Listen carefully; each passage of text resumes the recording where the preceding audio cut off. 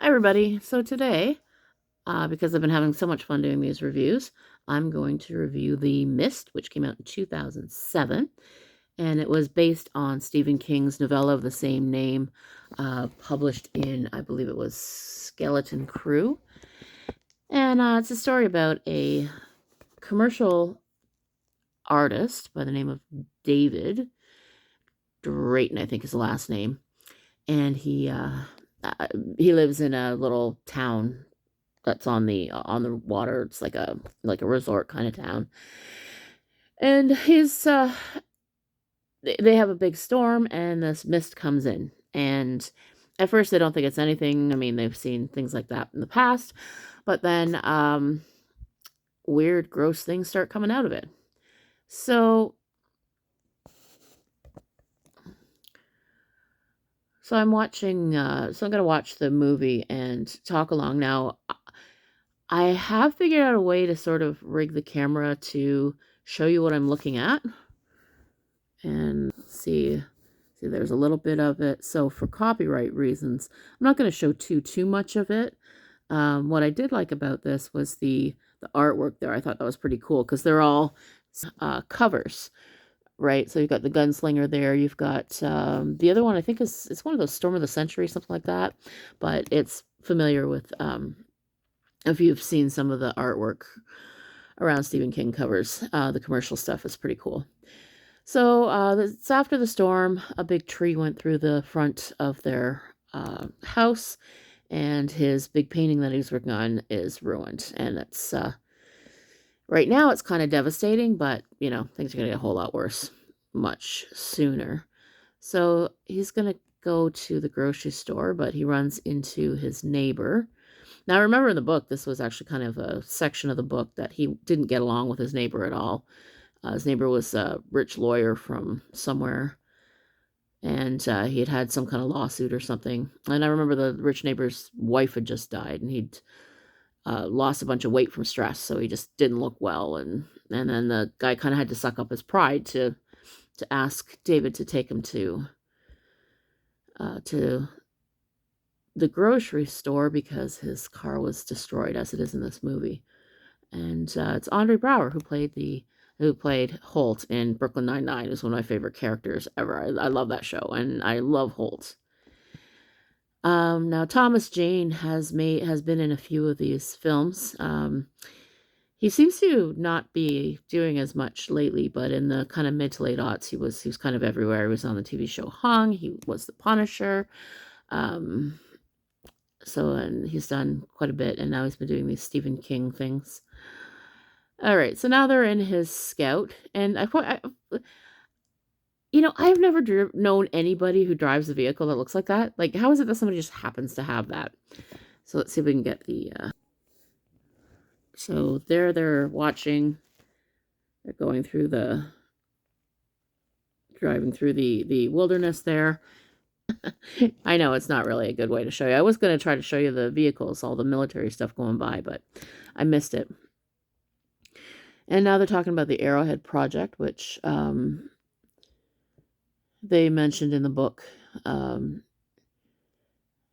is a military, just a very shrouded in mystery kind of thing. So now they've arrived at the Foodland. Now, one thing I noticed about the way that the little boy is characterized in this. So he tells, so Billy is his name. He asks if he can go into the grocery store. And he says, oh, as long as you hold his hand. In the book, Billy was 5. So yeah, holding hands with somebody is necessary. This actor's 9 years old. So it's a little bit like they have him acting like this weird little whiny little turd, and it's really incongruous. Like, I think they either should have cast a younger actor or made his behavior a little bit more appropriate for a 9-year-old, but that's just my opinion. So now we have the cute cashiers who babysits, and again, I think the character's supposed to be only like 17, but this actress is like 27, and it's weird the way that they have them acting so much younger. So now everybody's they're arriving in the grocery store, and everybody's kind of just wandering around getting their stuff. And there's big lineups couple of the military guys have arrived. Everybody's friendly and normal. There's Frances Sternhagen. She's great. If you're interested in audiobooks, Frances Sternhagen did the audiobook for Stephen King's Dolores Claiborne, and she was fantastic. She just has that great voice and presence and so on. Okay, so now we've got more people showing up. We got MPs, blah, blah, blah. All right, let's just fast forward here a little bit.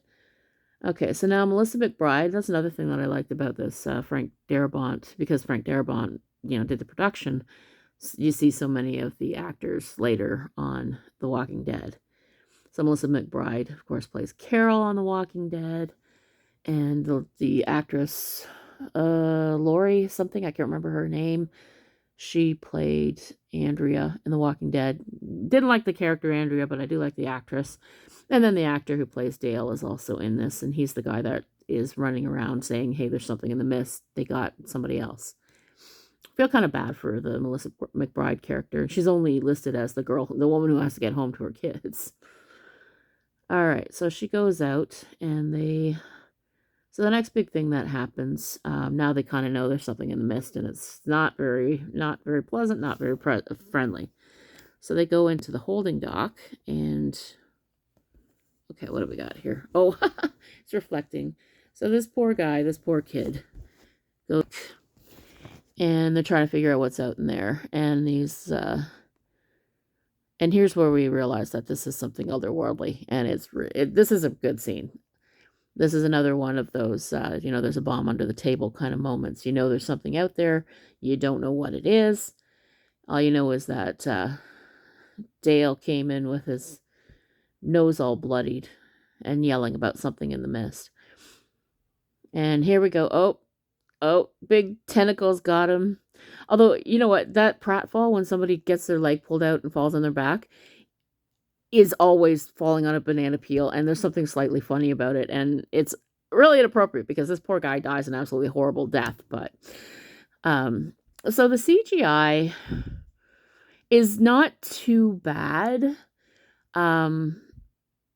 but they probably would have done better with more practical effects, just because of the nature of the movie, and also because I'm in agreement. I was watching the commentary for Land of the Dead, and it was George Romero. He made a fantastic point. He said, the problem with CGI doesn't matter how seamless it is. It doesn't matter how good it is. Your brain goes, that's not supposed to be there. And it's very hard to reconcile that psychologically. So that's why practical effects, no matter how cheesy they are, there's something physical there. There's something that has weight. It just, they're interacting with something actual. And that's why you buy it more than you do CGI. Okay, now something really huge is starting to squirm around in here. And, it found the bag of dog food. Okay, that is really, really gross. If that was something real, okay, that would be absolutely horrifying. Everybody would have crapped their pants by now. But there's something slightly comical about being rained down with dog food. All right, we're going to fast forward this a little bit. So now this poor guy. Okay, I do feel bad about this poor kid that gets eaten by the monster. So Thomas Jane, David is a heroic guy. And now he's beaten up. That guy was also in the Shawshank Redemption. He was the guy that liked Hank Williams, and he was always kind of getting into something stupid. He plays a bumbling character a lot of the time, but there's something about him that lends itself well to it. Alrighty, let's fast forward a bit. So now it's nighttime, and they're trying to figure out if they should tell people what's going on out there, and I think that's a good idea. All right, so, and now his neighbor, Norton, is just being such a dick. I mean, if somebody tells you that somebody died because a big tentacled monster ate it, Okay, yeah, it is really hard to buy. I will say I probably wouldn't believe it either. But if they're all covered in blood and somebody actually is missing, I would at least check it out because you never know. I mean, there's been a lot of things in the last year that I didn't think were possible, but they are now. Oh, file a police report. Go right ahead. So I'm just gonna fast forward through this a little bit. I watched this the other day, and it's still a pretty good movie. Mrs. Carmody, she's a great villain. So Marcia Gay Harden is the actress who plays Mrs. Carmody, and Mrs. Carmody is a zealot, and she believes that this is all God's will, and that only the righteous are going to survive. And the only thing that I would sort of disagree with here is I believe in the book that she was a lot older. Marcia Gay Harden is probably in her 40s, and I think Mrs. Carmody in the book was 60 or better. So this woman just talks and talks and talks. She's exhausting, but Marcia Gay Harden plays her really well. So the next major scene, they decide they're going to go and check out what's going on. And Norton, he's tired of it. He wants to go home. He wants to figure out, and I don't blame him. I think I would want to. I wouldn't want to hang around in the supermarket with all this going on. So David tells him, wear a clothesline, wear a rope. We'll see how long it is. See how long you can go. And then we see the slack. We see them go out. We see the slack go. And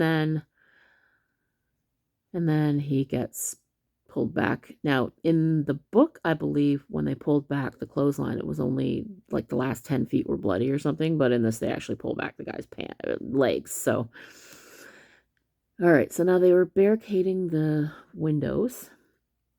I enjoyed this scene too. And the lights are coming on, which is not good because it light attracts bugs. That's what we learned. All right, I'm going to show you a little bit here just because I'm getting bored of talking. So here they are setting up some food. Oh, the bug. Big bug just hit the wall or hit the shadow. Hit the window. There we go. Back to me again. And this I think was one of my favorite scenes of the whole film. This is where we really got to see the big bug designs. We got to see a whole bunch of them up close. We got to see not just parts of them, but the people that designed these things just went all out. Because I mean, it's your worst nightmare of what a bug should be. It's just, especially if you don't like bugs. Is that a moth? Sorry. Speaking of which, I just killed a bug in my room. Ha ha ha. Die, bug, die. All right, so these things are starting to line up on the window. Let's see if I can get a shot of them. It came out of the mist. All right. I think that's probably a little bit better. You can see what I'm talking about when I turn it over. All right, Mrs. Carmody is loving this because she's a zealot. And they manage to find their way into the grocery store. Now, the other thing that I find interesting, okay, now this is the big scene. This is one of the big sort of pivotal scenes in both the book and the movie, and this is what actually inspired King to write the story. If if you've read the all of the stuff, it was the same thing. It was the day after a big storm. He and his son went to a grocery store, and he had a vision of a pterodactyl flapping around in, right in the dog food aisle, right? And it was such a weird image that by the time they finished by the time they finished their grocery store trip, he had a pretty uh, fully realized story. Sorry, I'm just watching a guy get his ear ripped off. Oh, that thing's great. All right, let's have a look.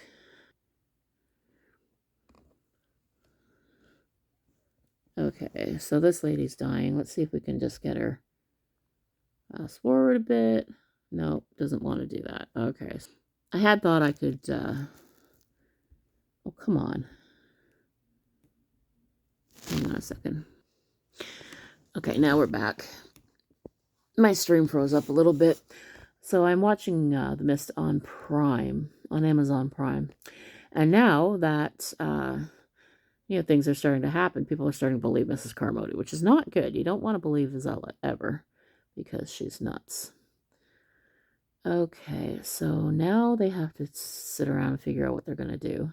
Oh, and there's that guy's legs. Now, what I don't get is they're interested in, these bugs are interested in, they're interested in living people, but not dead people. I don't know if it's like cold or blood flow or what. Oh, and Andrea yelling at Dale. I'll never not think of them as those characters. It's very hard. So now, Amanda is the character's name in The Mist. She is making an argument that people are usually still pretty rational. This is one of the things that I do take a little bit of an issue with as far as Stephen King's, disaster stories. I had the same problem with Under the Dome. I have the problem with The Mist. I remember back in 1998 when there was a huge, huge ice storm in Montreal and everything shut down for 3 weeks. People weren't killing each other. People weren't, turning to zealot religion. People weren't trying to sacrifice each other. They were still trying to get the lights back on.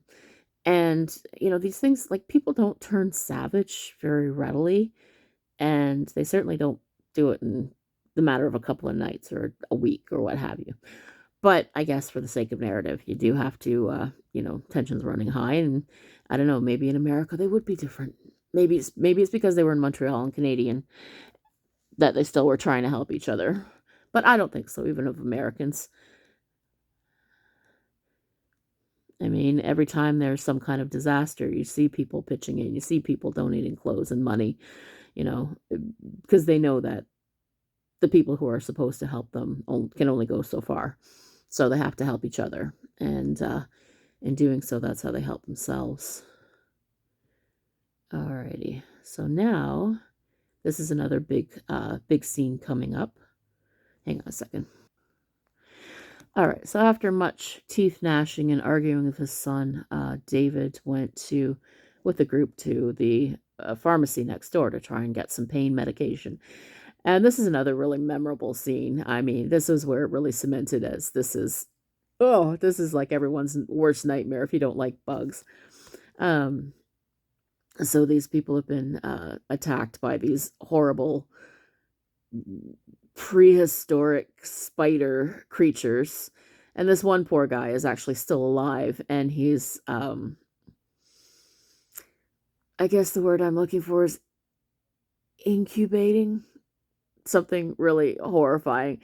Okay, if you like, okay, well, I don't say anybody really likes it, but the skin crawling quality of the scene is just love it. So great. And I mean, this is why we like horror, right? This is the stuff that gets our heart up and grosses us out. And there is Frances Sternhagen being awesome. Here she is. Okay, I'm going to show you this because she's awesome. Let's see if we can get... All right, so look at that. Look at that monster. And she's not even fazed by it. Here she is, and she is just such a badass, and she just takes a flamethrower right to it. Yeah, you tell him, Grandma. Alrighty, we're going to turn... So, yeah, obviously for copyright reasons, I can't show you too much of the film, but that's a pretty pivotal moment, and she's just... Yeah, I think she's one of my favorite characters in in the whole movie. Okay, now we've got an ugly, awful, horrible spider monster. So they all go back to the grocery store where they were, and Mrs. Carmody's followers. I mean, the group's even bigger. So now one of the three soldiers that came in at the beginning of the movie, He's out having a smoke, and our main group of guys, are kind of we have like heroes and villains separating into different factions. So they want to confront this guy about the what the guy said after the spiders are coming out of his skin. Here's Mrs. Carmody. She's getting more and more zealous. But what's funny about this is Marcia Gay Harden, they actually make her look more attractive as she's getting more and more zealous and ridiculous. So they go into the back room and they find the soldiers have actually hanged themselves. So they get this poor soldier to admit that, yeah, this is pure military fuckery. I mean, none of this was intentional. They opened something that they didn't know how to close, and it's not good.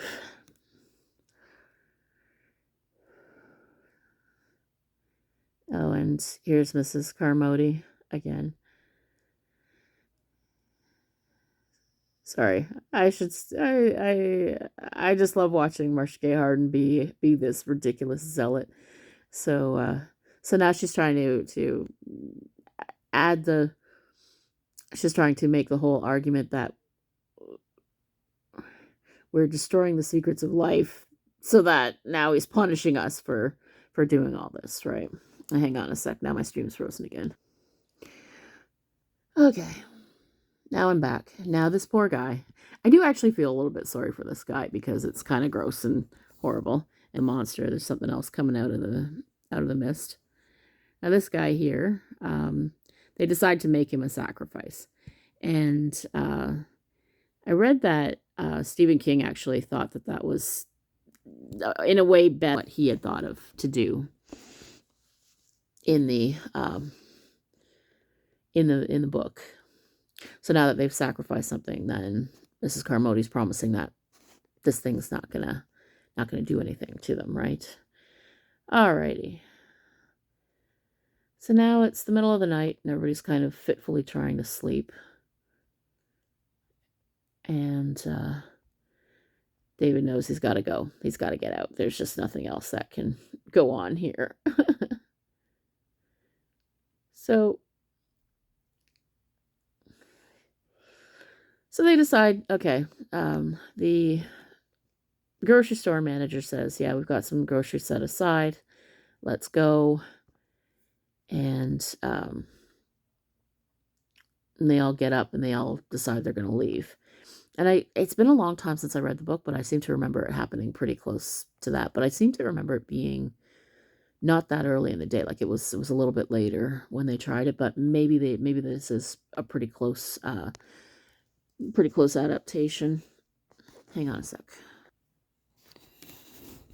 All right, sorry about that. I just turned off. I had to change my streaming. That's one thing that I've noticed. If you have it streaming at like its best thing, it's all going to stop unexpectedly. Now, Mrs. Carmody has just announced that she is God's vessel, which I don't think that's worked out very well for anybody. And the other thing that I find kind of hilarious is she's drinking milk. Now, the whole white supremacist milk thing wasn't a thing until a few years ago, so I don't think it is a little nod to that, but it certainly, but it's certainly, in hindsight, it's kind of like, ooh. So, here she is trying to, now they're all advancing towards David and the group that, the hero group. Good, she got what's coming to her. Yeah, self-righteous bitch. I shouldn't say that. She's a horrible person, though. Truly, truly horrible person.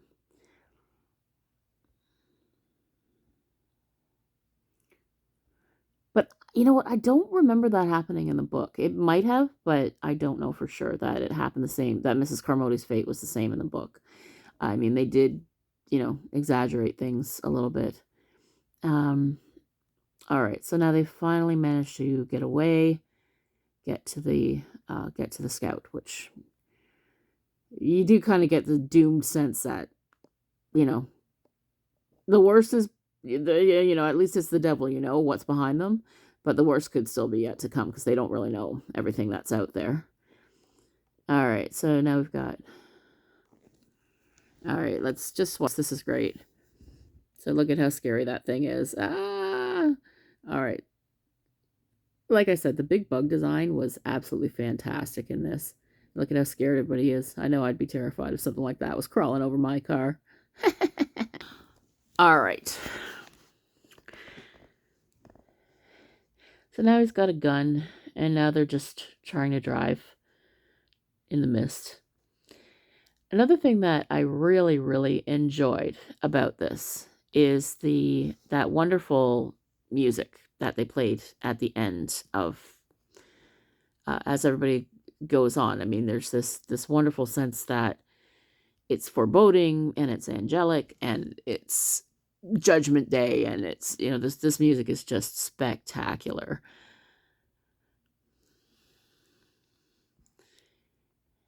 Okay, so now he's gone to his house to try and find. Now, in the book, he actually got out and went looking for his wife, but she was gone. So in the movie, he just sort of looks at his house and goes, "Yep, nope, no chance." All right, so I can't do the review without talking about that ending. There's a meme going around right now that said, let's talk about horror movies and which horror movie characters are going to need the most therapy. And somebody said, yeah, the guy from The Mist. And that was the end of the game because there's no coming back from that. Now, the difference, Frank Darabont is on record saying that what he did with the ending was implied in the book. He just took it up a notch. So, again, spoilers ahead. If you don't want to talk about the ending, you can turn it off right here. I thank you for listening, for watching along with me. So in the book, what David said, they had driven to, I can't remember, it's New Hampshire or something, and he said he was flipping around on radio dials. They found their way to a motel, and he said he heard one word over the air. He was going to whisper 2 words into his son's ear, and he had just enough bullets for everybody, but he wasn't ready to use them yet. He said he's got two words. One is Hartford, the other's hope, and that was where it ended. You had an idea that they could go on, they could keep going, keep doing something. Now, he uses the bullets. So there's 5 of them. There's only 4 bullets. So he makes sure that he kills all 4 of them, including his son. And then he steps out to sacrifice himself to the mist. But because Frank Darabont can't help but just stick the knife in and twist it around and around, as he steps out, the military comes through and they're starting to clear everything away. The mist is going back. Melissa Mcbride, who had to leave and find her kids, she rolls by on a truck. Kids are with her. And it turns out, and they're moving in the same direction. So they were actually moving away from help the whole time. So it's a pretty horrifying ending. It works for the movie. It's so bleak. It's so bleak. I've said before, though, as a horror fan, I know it sounds weird, but I am something of an optimist. I like not a happy ending. Like, I don't like everybody dies the end, or everybody is so messed up they're never going to recover the end. I like a sense that the story is going to continue. And I like when the monsters are beaten. And in this case, the external monsters are beaten, but the human ones, they've done their duty, and David's never going to recover.